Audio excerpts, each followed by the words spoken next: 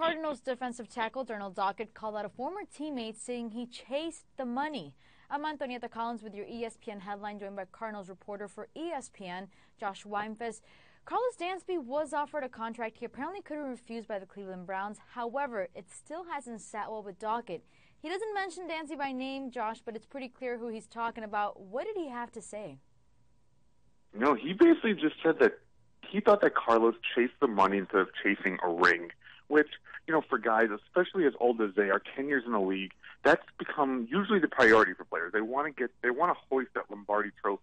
But as Darnell said yesterday, he said that he really believed that Karlos went after the money, and he made that a priority over everything else, and that still does not sit well with Dockett. Now, Dockett says he's confident that the team will find someone to fill Dansby's role. Are the Cardinals making any moves to get this done?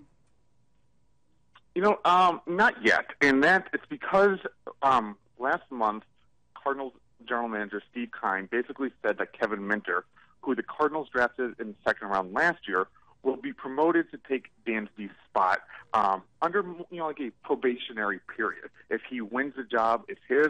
But if he loses it, the Cardinals will probably go shopping for one, either in free agency or a draft.